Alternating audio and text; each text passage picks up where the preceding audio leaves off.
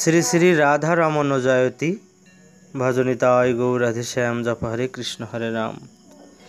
মূকং করতি বাচালং পঙ্গুং লঙ্ঘয়তে গিরিম যৎকৃপা তমহং বন্দে শ্রীকৃষ্ণ চৈতন্যমীশ্বরম। শ্রী গৌর বিনোদ দাসের পতিত পাবন গড়া গ্রন্থে তিনি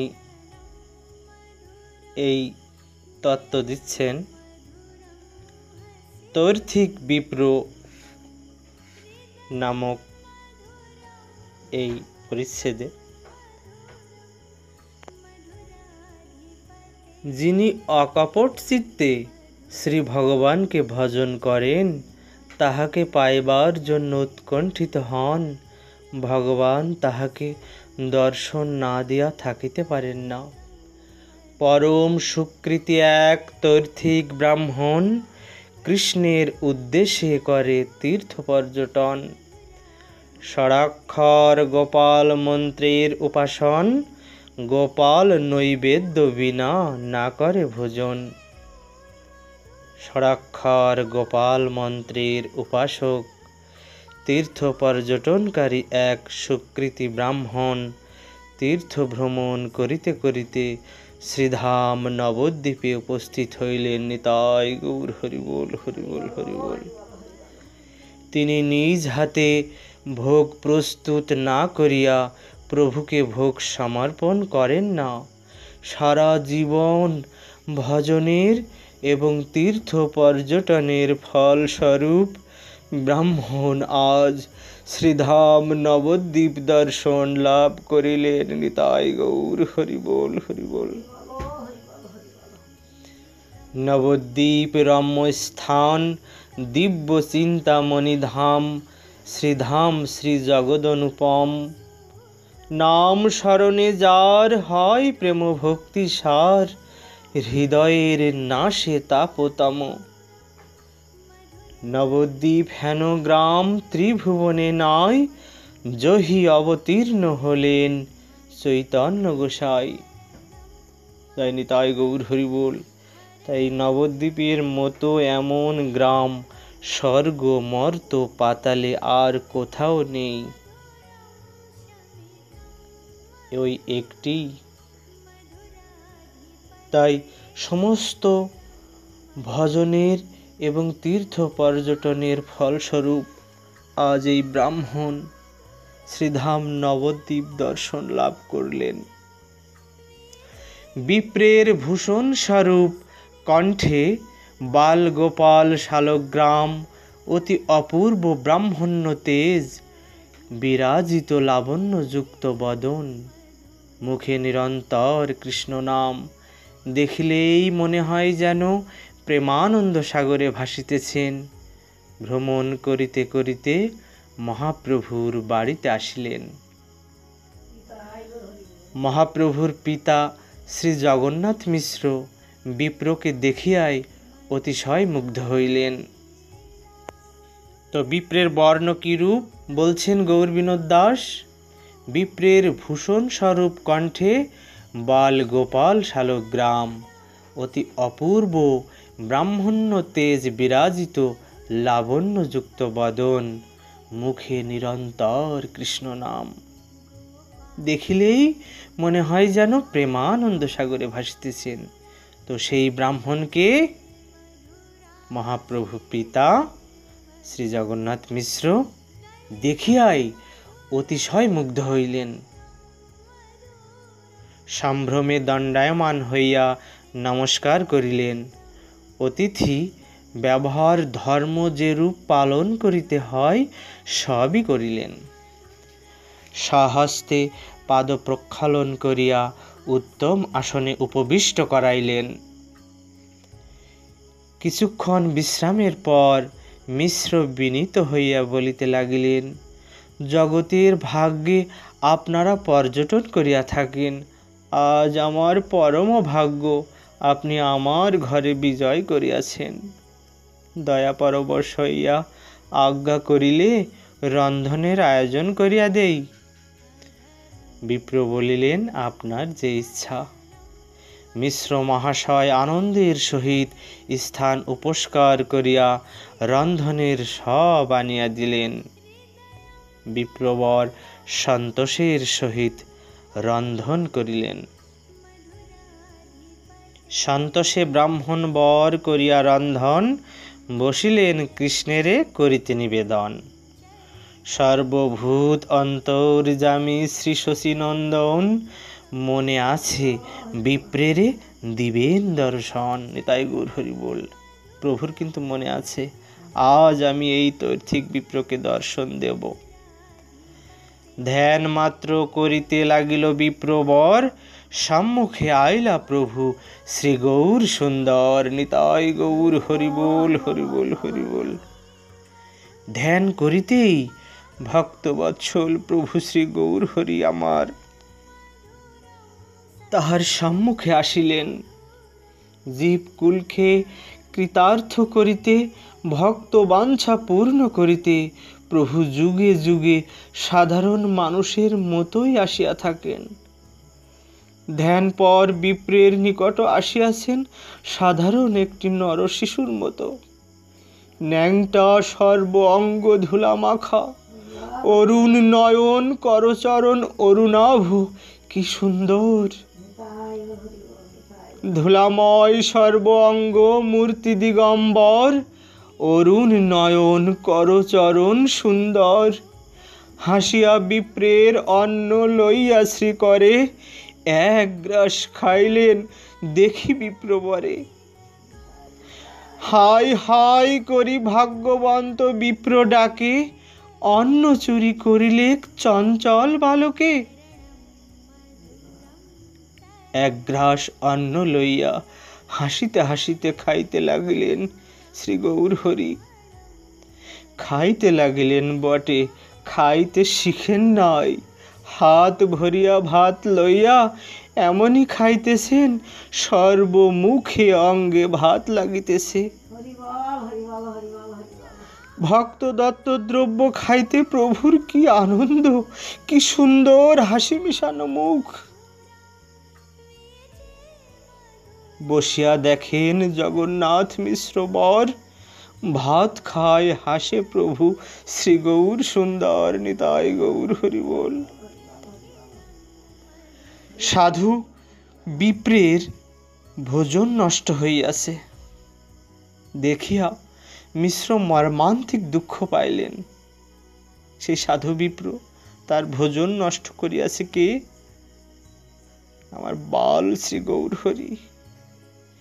ক্রোধে মিশ্র শিশুটিকে মারিতে উদ্যত হইলেন। বিপ্র তাহা করিতে দিলেন না, বলিলেন, মিশ্র তুমি তো পরম পণ্ডিত, সবই জানো। ভগবানের যাহা ইচ্ছা তাহাই হইয়া থাকে। বিশেষত অজ্ঞান শিশুকে মারিলে তাহার কি শিক্ষা হইবে? সে তো ভালো মন্দ বুঝে না। আমার শপথ, তুমি উহাকে মারিও না।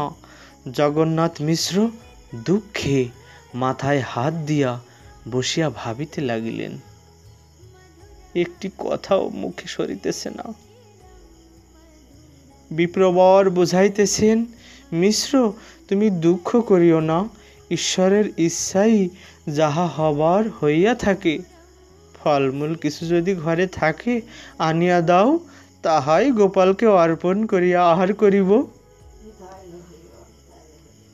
বিপ্রের কথা শ্রবণ করিয়া মিশ্র কাতর হইয়া বলিতে লাগিলেন, বিপ্রবর আমাকে যদি নিজ ভৃত্য বলিয়া গ্রহণ করিয়াছেন, যদি আমার দুঃখ অনুভব করিয়াছেন, তবে কষ্ট স্বীকার পূর্বক পুনরন্ধন করিয়া গোপালের নৈবেদ্য করুন। মিশ্রের আত্মীয় বন্ধুগণও মিশ্রের দুঃখে কাতর হইয়া বিপ্রবরকে অনুরোধ করিতে লাগিলেন, যাতে তিনি আবার রন্ধন করেন। বিপ্রবর রন্ধন করিতে রাজি হইলেন। আনন্দের সহিত সকলেই রন্ধনের আয়োজন করিয়া দিলেন। বিপ্রবর গোপালকে স্মরণ করিয়া নিরলস হইয়া রন্ধন করিতে লাগিলেন। সকলে ভাবিতে লাগিলেন, শিশু নিমাই পরম চঞ্চল, পুনঃ গোপালের নৈবেদ্য নষ্ট করিতে পারে। যতক্ষণ নির্বিঘ্নে গোপালের ভোগ এবং বিপ্রের আহার না হয়, ততক্ষণ নিমাইকে অন্যত্র রাখাই প্রয়োজন। ইহা ভাবিয়া শশীদেবী নিমাইকে কোলে করিয়া অন্য বাড়িতে চলিয়া গেলেন। তাই গৌর হরি বল। শশী মাতা নিমাইকে কোলে নিয়ে নবদ্বীপে প্রতিবেশীর গৃহে চলিয়া গেলেন। নিমাই নদিয়ার সকল নরনারীর প্রাণ, নিমাইয়ের কোনো অমঙ্গল হইবে বলিয়া সকলেই ভীত। নারীগণ নিমাইয়ের মনোহর বদন পানে চাহিয়া স্নেহ ভরে বলিতে লাগিলেন, তুমি প্রসিদ্ধ শুদ্ধাচারী ব্রাহ্মণের সন্তান, অজ্ঞাত কুলশীল অচেনা ব্রাহ্মণের অন্ন খাইয়া কি করিয়া জাতিকুল রাখিবে? হাসিয়া কহেন, প্রভু আমি যে গোয়াল, ব্রাহ্মণের অন্ন আমি খাই সর্বকাল। ব্রাহ্মণের অন্নে কি গোপের জাতি যায়? এত বলি হাসিয়া সবার প্রভু চাই। তাই গৌর হরি বল, হরি বল। ছলে নিজ তত্ত্ব প্রভু করেন ব্যাখ্যান, তথাপি না বুঝে কেহ হেন ইচ্ছা তান। প্রভু আজ ছলনা করে হেসে তার এই গৌর তত্ত্ব, সর্বেশ্বর তত্ত্ব প্রচার করলেন। তথাপি তার এই কথা তত্ত্ব কেহ বুঝতে পারলেন না। নিমাইয়ের মুখে এই অমৃতময়ী কথা শ্রবণ করিয়া নিমাইকে বক্ষে ধরিয়া কত আদর চুম্বন করিতে লাগিলেন। কেহই বক্ষ হইতে ছাড়িতে চাইতেছেন না। ভক্তবৎসল লীলা করিবার জন্য, সকলের বাঞ্ছা পূর্ণ করিবার জন্য, সকলকে সুখ দিতে প্রভু আসিয়াছেন।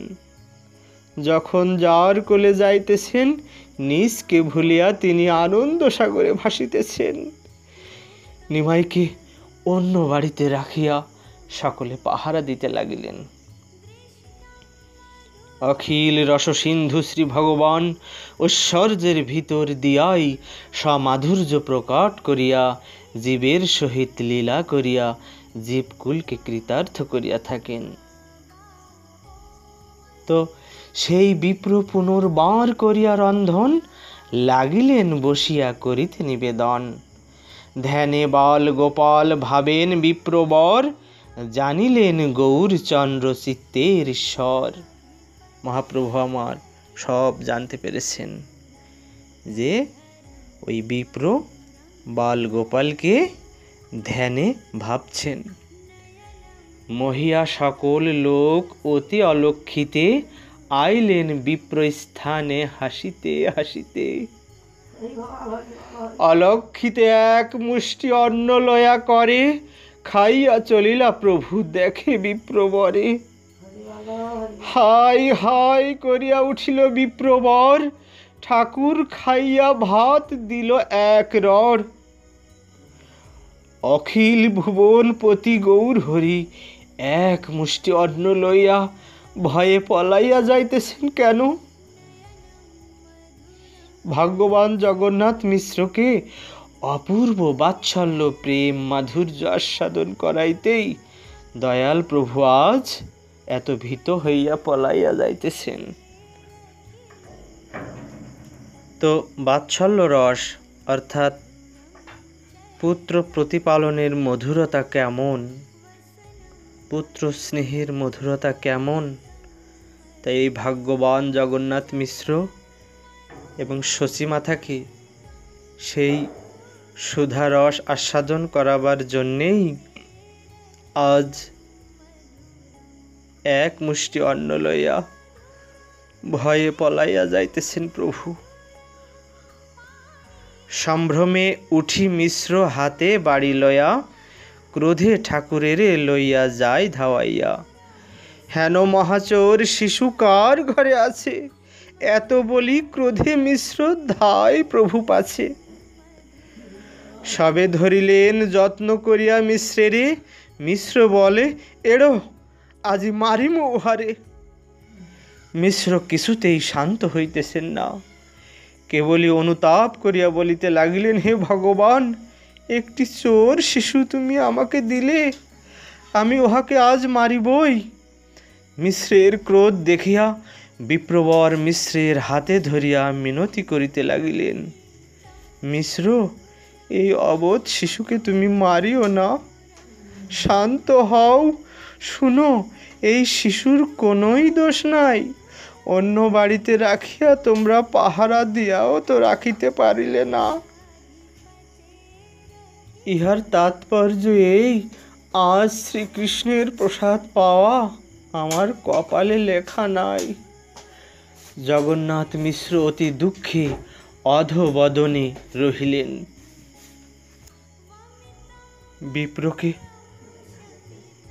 সেবা দিতে পারলাম না, শ্রীকৃষ্ণ সেবা দিতে পারলাম না ওই অবোধ বালকের জন্য, তাই জগন্নাথ মিশ্র আজ মুখ নিচু করে থাকলেন ওই বিপ্রের কাছে। মর্মাহত হইয়া প্রাণের দেবতাকে স্মরণ করিতেছেন। ঠিক সেই সময় মহাজ্যোতিধাম নিরুপম লাবণ্যের সীমা অভিন্ন শ্রী নিত্যানন্দ তনু বিশ্বরূপ ভগবান আসিয়া উপস্থিত হইলেন।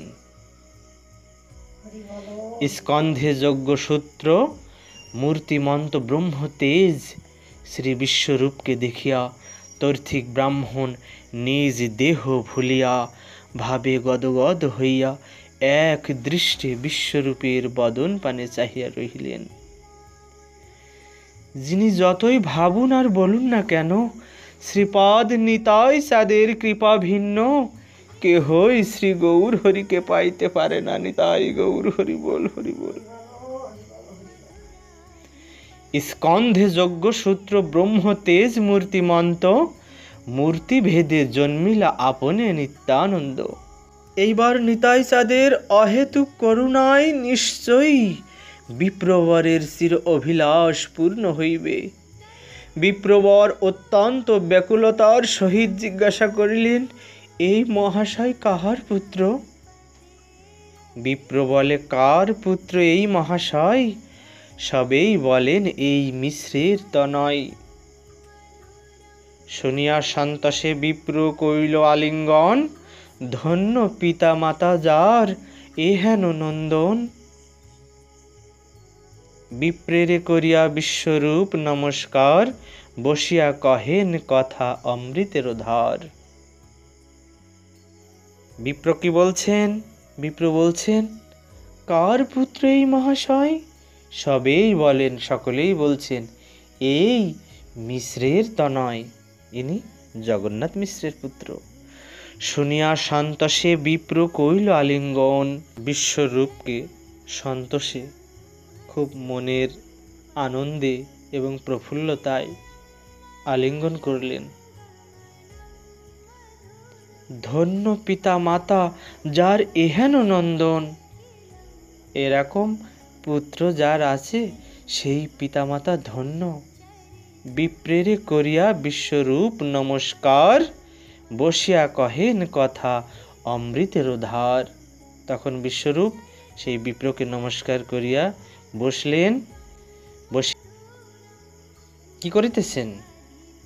অমৃতের মতো কথা বের হচ্ছে ওই বিশ্বরূপের বদন থেকে, অমৃতের ধারার মতো। বিশ্বরূপ বিপ্রের মন প্রাণ হরণ করিয়া লইয়াছেন, মধুর ভাষায় তাহার সঙ্গে কথা কহিতে লাগিলেন। বিশ্বরূপ বলিলেন, মহাশয়, জগতের পরম মঙ্গলের নিমিত্তই আপনারা পর্যটন করিয়া থাকেন। জগতের অত্যন্ত যদি মঙ্গল উপস্থিত হয়, তাদের যদি সৌভাগ্য হয় সেই জগৎবাসী জনের, তো আপনার মতো এই মহাত্মারা, এই বিপ্রেরা তীর্থ পর্যটন করে থাকে। আজ কি সৌভাগ্য আপনি আমাদের ঘরে বিরাজিত, দুর্ভাগ্যের কথা আর কি জানাইব, আপনি উপবাসী। আপনাকে দর্শন করিয়া আনন্দে বুক ভরিয়া গিয়াছে। উপবাসের বিবরণ শ্রবণ করিয়া মর্মাহত হইয়াছি। বিপ্র বলে, কিছু দুঃখ না ভাবিহ মনে, ফলমূল কিছু আমি করিব ভোজনে। বনবাসী আমি, অন্ন কোথায় বা পাই? প্রায় আমি বনে ফলমূল মাত্র খাই। কদাচিৎ কোনো দিবসে খাই অন্ন, সেহ যদি নির্বিরোধে হয় উপসন্ন। যে সন্তোষ পাইলাম তোমা দর্শনে, তাহাতেই কোটি কোটি করিল ভোজনে। নিতাই গৌর হরি বল, হরি বল। ফলমূল নৈবেদ্য যে কিছু থাকে ঘরে, তাহা আনো গিয়া আজ করিব আহারে। মনের দুঃখে জগন্নাথ মিশ্র কথা বলিতে পারিতেছেন না। পিতার অবস্থা দেখিয়া বিশ্বরূপ বড় ব্যথা ভরা প্রাণে সভয়ে বিপ্রকে বলিতেছেন, সাধুগণ সহজেই পর দুঃখে কাতর, করুণা সিন্ধু। কষ্ট স্বীকার করিয়া যদি পুনঃ গোপালের জন্য রন্ধন করেন, তবে সকল দুঃখের অবসান হইবে। গোষ্ঠী সহ আমরা কৃতার্থ এবং আনন্দিত হইব। বিশ্বরূপ মনের দুঃখে বলছেন, এত বলি বিশ্বরূপ ধরিল চরণ, সাধিতে লাগিলা সবে করিতে রন্ধন। বিশ্বরূপে দেখিয়া মোহিত বিপ্র বর, করিব রন্ধন বিপ্র বলিলা উত্তর। সন্তোষে সবাই হরি বলিতে লাগিল, স্থান উপস্কার সবে করিতে লাগিল। তাই গৌর হরি বল। আস্তে ব্যস্তে স্থান উপোস করি সর্বজনে, রন্ধনের সামগ্রী আনিলা ততক্ষণে। চলিলেন বিপ্রবর করিতে রন্ধন, শিশুয়া বরিয়া রহিলেন সর্বজন। তাই বিপ্রবর রান্না করতে গেলেন, আর ওই শিশু অর্থাৎ নিমাইকে তাকে বাধা দেওয়ার জন্য, আটকে রাখার জন্য, আবরণ করে রাখার জন্য সবাই ব্যস্ত হয়ে গেলেন। পাঠক মহাশয়গণ, দয়া করিয়া বিচার করিবেন, এত অধিক রাত্রিতে বিপ্রকে অনুরোধ করিতে, স্থান উপস্কার করিতে, শিশুকে আবরিয়া রাখিতে কোথা হইতে এত লোক আসিয়া সমবেত হইয়াছেন? সাধারণ মানব শিশুর দুরন্তপনার জন্য এত লোকের পাহারারও প্রয়োজন হয় না।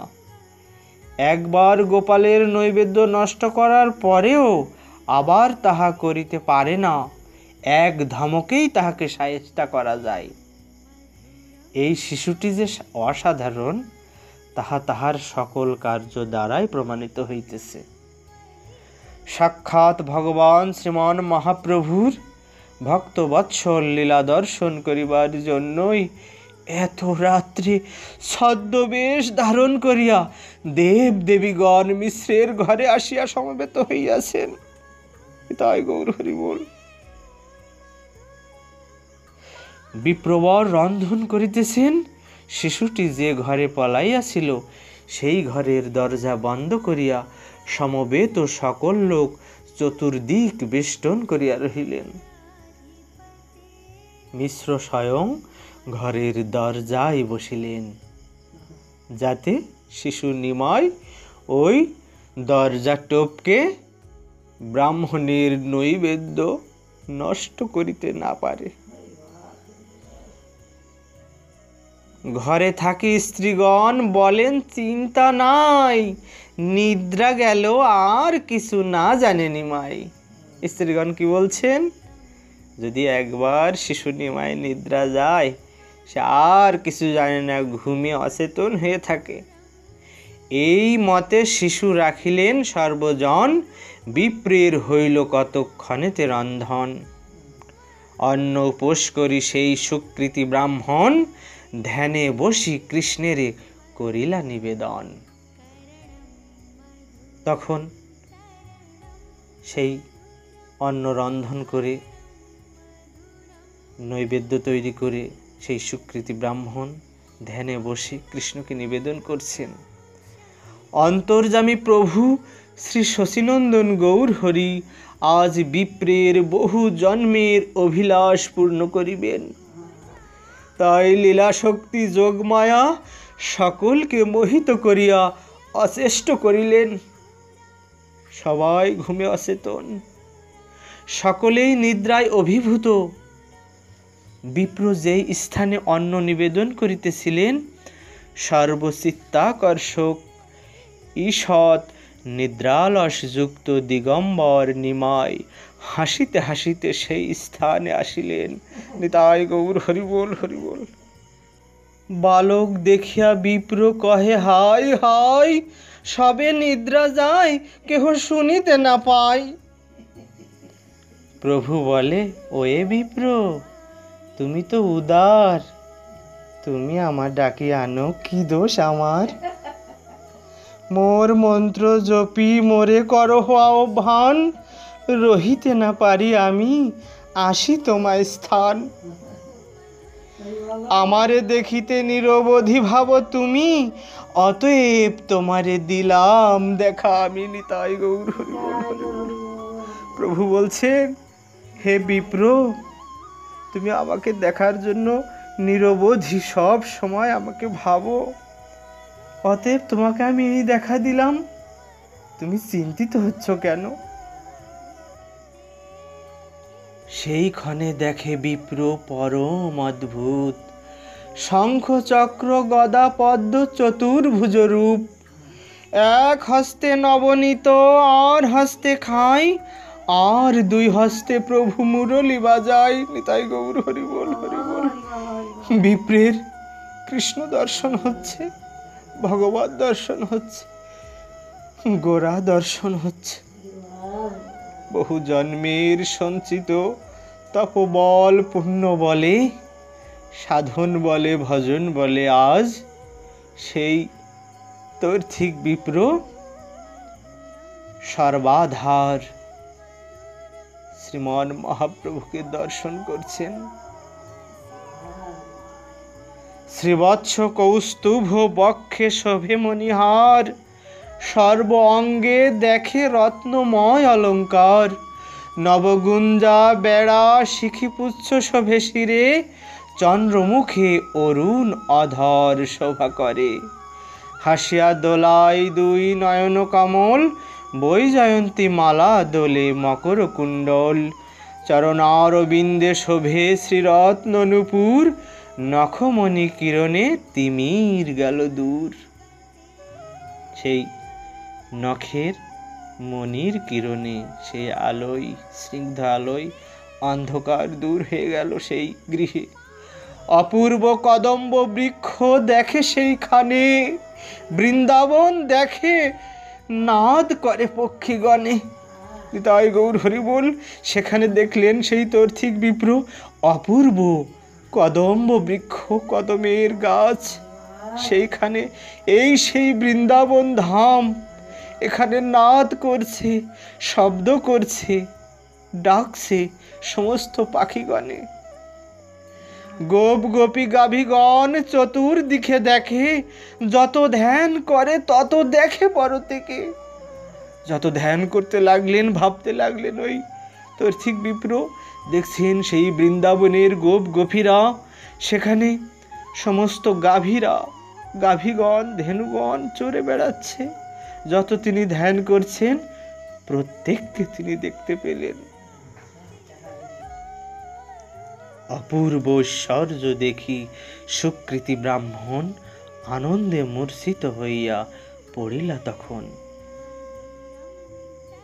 তখন এই অপূর্ব ভগবত ঐশ্বর্য, সর্বগুণাধার অখিল রসসিন্ধু সেই শ্রীমান মহাপ্রভুর সেই ঐশ্বর্য দর্শন করে এই সুকৃতি ব্রাহ্মণ আনন্দে মূর্ছিত, অর্থাৎ এত আনন্দের আতিশয্যে অজ্ঞান হয়ে মাটিতে পড়ে গেলেন। বিপ্র আজ শ্রী গৌর স্বরূপে সকল লীলার পরিণতি দর্শন করিয়া আনন্দে মূর্ছিত হইয়া ভূতলে পড়িয়া গেলেন। করুণার্দ্র প্রভু বিপ্রের অঙ্গে শ্রীহস্ত বুলাইতে লাগিলেন। কত দয়াময় প্রভু! সেই ভক্তের জ্ঞান ফেরানোর জন্য, সম্বিত ফেরানোর জন্য প্রভু আমার সেই শ্রীহস্ত বিপ্রের গায়ে বুলাতে লাগলেন। কত আদরে বিপ্রকে চেতন করাইতেছেন যে ওঠো বিপ্র, ওঠো, কি হয়েছে তোমার? প্রাণ জোড়ানো শ্রীহস্তের পরশ পাইয়া বিপ্রের চেতনা আসিল। তাই গৌর হরি বল, তিনি আবার সম্বিত ফিরে পেলেন। শ্রীমুখপানে চাহিলেন, চাহিতেই পুনঃমূর্ছিত হইলেন।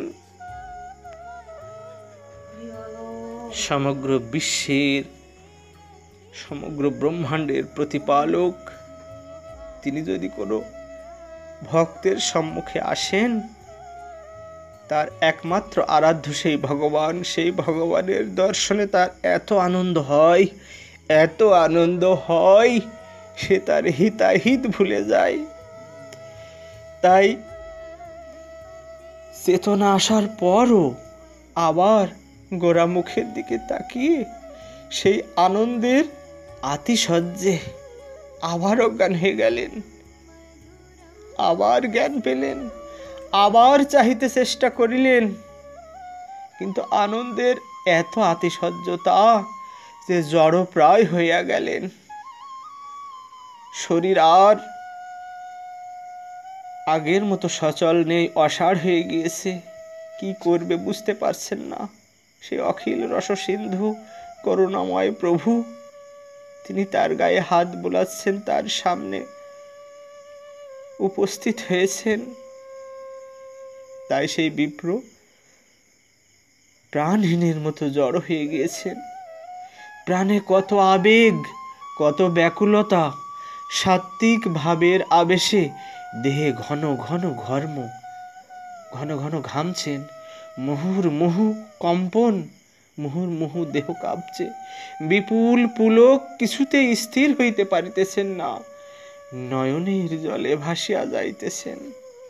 তাই গৌর হরি বল, যাকে ধ্যান, তপস্যা, যাগ যজ্ঞাদি করেও সৃষ্টিকর্তা ব্রহ্মা, মুনি ঋষি তপস্বীগণ যার দর্শন পান না, আজ সমগ্র জন্ম জন্মান্তরের সাধন ভজনের ফলস্বরূপ সেই গোলক বিহারী গৌর সুন্দর বিপ্রের সম্মুখে উপস্থিত। তাই নয়নের জলে ভাসিয়া যাইতেছেন বিপ্র। অনেক চেষ্টার পর ধৈর্যাবলম্বন করিয়া নিমায়ের রাঙ্গা চরণ যুগল দৃঢ় করিয়া জড়াইয়া বক্ষে ধরিলেন। উচ্চস্বরে চিৎকার করিয়া কাঁদিতে লাগিলেন। বিপ্রের আরতি দেখিয়া প্রেমময় প্রভুর প্রাণ গলিয়া গেল। স্নেহ বিগলিত হইয়া অতি করুণ স্বরে বলিতেছেন, ওহে বিপ্র, তুমি জন্মে জন্মে আমার কিঙ্কর, নিরন্তর আমাকে দর্শন করিবার জন্য তুমি ব্যাকুল, তাই তোমাকে নিজ স্বরূপ দর্শন করাইলাম। পূর্বাবতারেও নন্দগৃহে তোমাকে এই রূপে দর্শন দিয়া কৌতুকে তোমার অন্ন খাইয়াছিলাম। তুমি কাহারও নিকট এই সকল কথা প্রকাশ করিও না। ব্রহ্মাদি দেবতাগণ যে প্রেম ভক্তি পাইবার জন্য অভিলাষ করেন, অবিচারে আপামরকে দান করিবার জন্য এবং ঘরে ঘরে সংকীর্তন প্রচার করিবার জন্য শ্রী অদ্বৈতের কাতর ক্রন্দনে আমি অবতীর্ণ হইয়াছি। সেই অদ্বৈত প্রভু শান্তিপুরনাথ, সে অদ্বৈতের কাতর ক্রন্দনে আমি অবতীর্ণ হইয়াছি। করুণাময় প্রভু বিপ্রকে সব বিষয় অবগত করাইয়া ঘরে গিয়া পূর্ববৎ শুইয়া রহিলেন।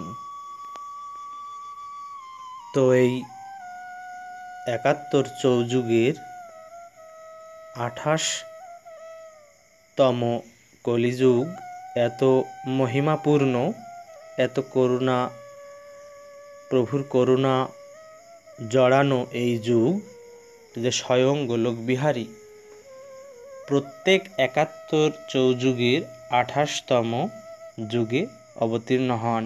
আর এই যুগে যারা জন্মগ্রহণ করেন প্রভুর পাশাপাশি সেই সময়ে সমসাময়িক যারা অবতীর্ণ হন সবাইকেই বুঝতে হবে তারা অনেক মহিমাপূর্ণ ব্যক্তিত্ব, অনেক পুণ্যাত্মা প্রভুর সঙ্গে আসেন। আর সেই সময় প্রভু যতক্ষণ লীলা করবেন, যেমন দাপরের ২৮তম দাপরে শ্রীকৃষ্ণ লীলা ২৮তম দাপরেও হয় এবং ২৮তম কলিতেও পূর্ণতম ভগবৎ সত্তা এই ধরাধামে আসেন। তাই তখন যারা যারা এই জগতে প্রভুর প্রকটকালে যারা এই ধরাধামে অবস্থান করেন প্রত্যেককেই প্রভু ভগবত ধামে পৌঁছে দেন।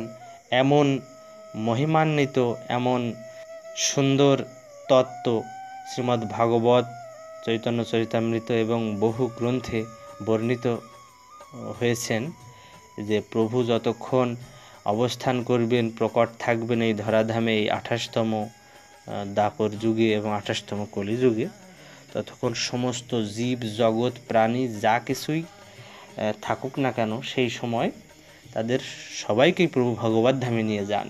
তাই গৌর হরি বল। সেই মহিমাময় ২৮তম কলিযুগে আমাদের জন্ম হয়েছে। যদিও প্রভুর প্রকটের ৫৩৬ বছর পরও যদি হয় তবু তো সেই কলিযুগই ২৮তম কলিযুগ। এখানে খুব ভাগ্য না হলে এই কলিযুগে কারো জন্ম হয় না। ৭১ চৌযুগের ২৮তম কলিযুগ জানি। তাই গৌর হরি বল।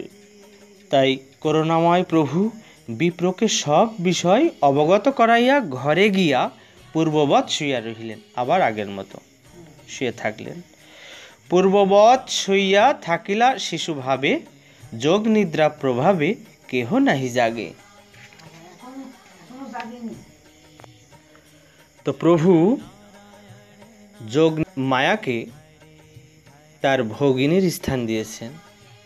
তাই যখনই কৃষ্ণলীলা বা গৌরলীলায় সব জায়গায় সেই যোগমায়ার প্রভাব প্রভু দেখাচ্ছেন যে ভগবতের মায়া, ভগবানের মায়া এবং লীলা প্রবাহ এগুলো সুসম্পন্ন করার জন্য যোগমায়ার সহায়তার প্রয়োজন।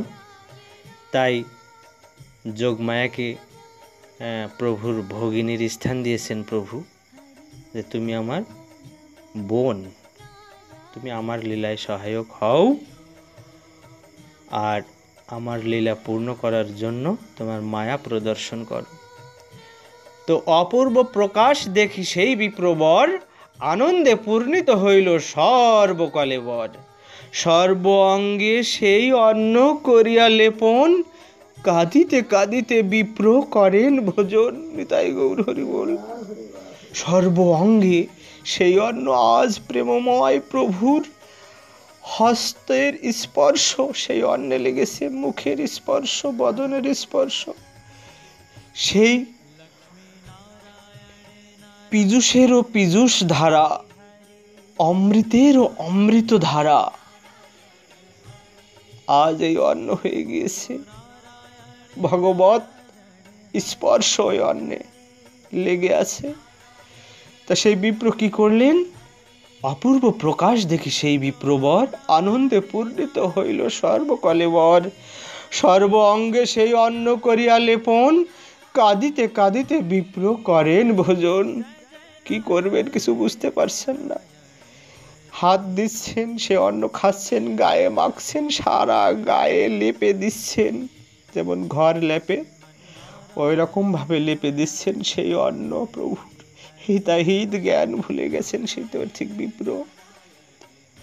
বিপ্রের হুঙ্কারে সবে পাইল চেতন, আপনা সম্বরী বিপ্র কইল আচমন।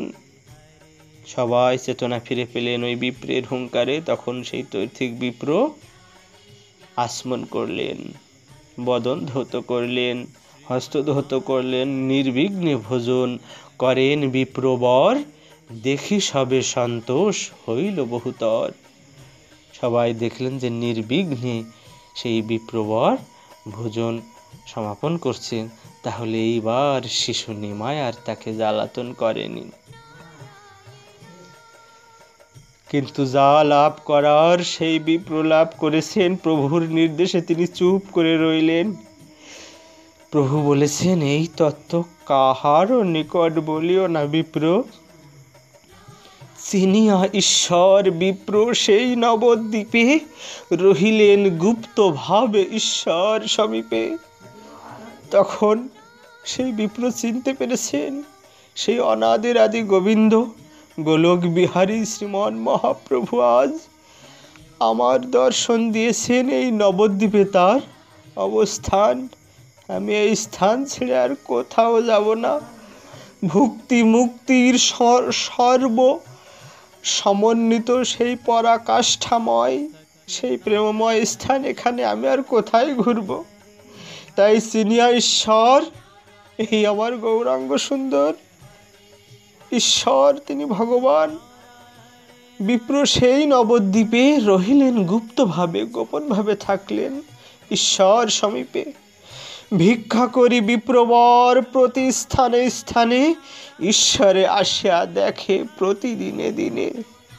তাই ভিক্ষা করেন বিপ্রবর বিভিন্ন স্থানে, দিবসে তার সমস্ত ক্রিয়া সমাধা করে ভিক্ষায় বেরোন, সেখান থেকে আসেন, আবার নিত্য নৈমিত্তিক কর্ম করেন, আর মাঝে মাঝে এসে প্রতিদিনই ওই ঈশ্বর দর্শন তিনি করেন।